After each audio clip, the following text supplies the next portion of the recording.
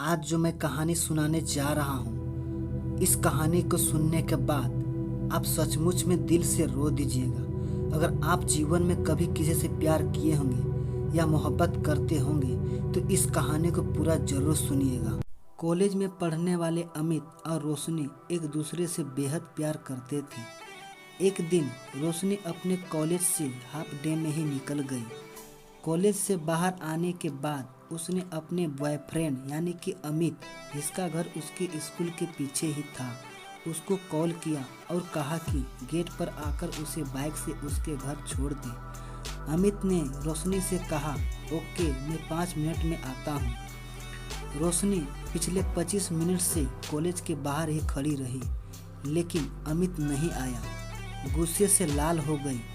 रोशनी ने देखा कि पूरे 30 मिनट बाद अमित बाइक लेकर के उसके पास आया है। रोशनी बोला, अब क्यों आए हो? चले जाओ, यहाँ से मैं चली जाऊंगी। अमित ने बोला, अच्छा चलो, सॉरी। अमित ने सॉरी बोला तो रोशनी बस थोड़ा मुस्कुराते हुए उसकी बाइक में बैठ गई। लेकिन रोशनी अब नोटिस करने लगी थी कि अमित अक्सर उससे किसी भी गलती को लेकर बस सॉरी बोल देता है, उससे आगे ज़्यादा कुछ नहीं बोलता। रोशनी ने यह भी नोटिस किया कि अमित ऐसा किसी से बचने के लिए करता है, उसके किसी भी गलती के लिए उसे ज़्यादा ना करना पड़े, इसलिए अमित फट से सॉरी बोल देता है, जबकि पहले अमित ऐसा नहीं करता था। अमित और रोशनी के रिश्ते के बीच ऐसा बहुत दिनों तक चलता रहा। अब तो रोशनी भी अमित के इन सारी बातों से तंग आ चुकी थी। वो सोच रही थी कि आई एम सॉरी बोल देने से सब कुछ ठीक नहीं हो जाता है, लेकिन अमित शायद ये बात समझने के लिए तैयार नहीं था। रोशनी ने काफ़ी कोशिश की अमित को समझाने की, लेकिन वो नहीं समझ सका। आखिरकार रोशनी ने फैसला कर लिया कि वो इस रिलेशनशिप को ख़त्म कर देगी, क्योंकि वो रोशनी के मानना था कि एक लव स्टोरी रिलेशनशिप में सॉरी से नहीं चलती। रोशनी ने अमित का फ़ोन उठाना बंद कर दिया। इस बात से 2 महीने बीत चुके थे, लेकिन रोशनी अमित से इतना प्यार करती थी कि वो उसे भुला नहीं पाई।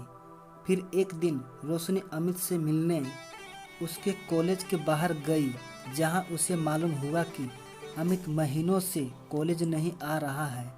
रोशनी घबरा गई। उसने अमित को कॉल किया तो उसका नंबर भी बंद आ रहा था। घबराई हुई रोशनी अमित के बेस्ट फ्रेंड के पास गई। वहां से मालूम पड़ा कि अमित पिछले महीने से हॉस्पिटल में ही है। रोशनी भागती हुई अस्पताल में पहुंची, जहां उसने देखा कि अमित बेड पर लेटे हुए हैं और बड़ी मुश्किल से वो कुछ बोल पा रहा है। उसे देखकर रोशनी रोने लगी। रोशनी को देख अमित की आंखों से भी आंसू आ गए। फिर बड़ी मुश्किल से अमित ने रोशनी को कहा, आई एम सॉरी, और आंखें बंद कर ली। उसके बाद अमित ने फिर अपनी आंखें कभी नहीं खोली। कुछ दिन बीतने के बाद अमित के मम्मी को लेटर मिले थे और उसे कुछ लेटर के लिए रोशनी के घर आई।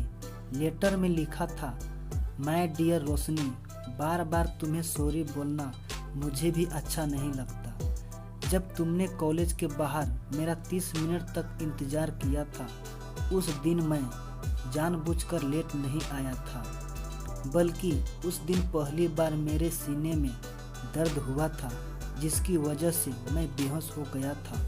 और जैसे ही मुझे होश आया, मैं तुम्हारे पास पहुंचा।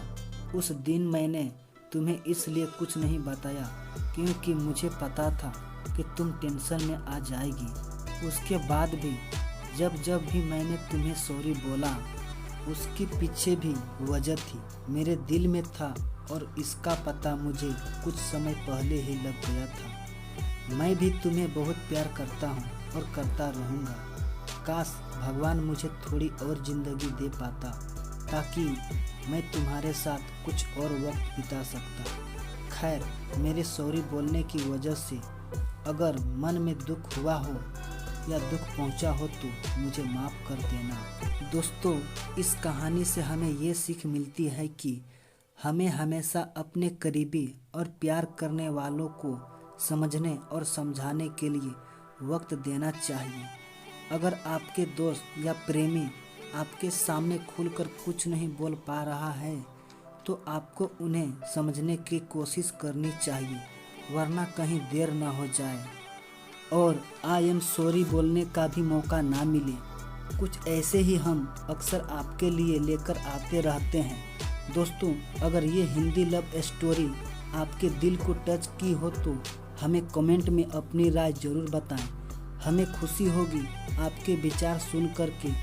और अगर आप इसी तरह की लव स्टोरी हिंदी सुनना चाहते हैं तो हमारे चैनल को सब्सक्राइब कर लीजिए, क्योंकि हम आपके लिए डेली ऐसी लव स्टोरी वीडियो अपलोड करते रहता हूँ इसी चैनल पर। अगर आपको हमारी यह स्टोरी अच्छी लगी हो तो प्लीज़ अपने दोस्तों के साथ शेयर करना ना भूलें और साथ में इस चैनल को सब्सक्राइब करना ना भूलें ताकि अगले वीडियो का नोटिफिकेशन मिलता रहे। धन्यवाद।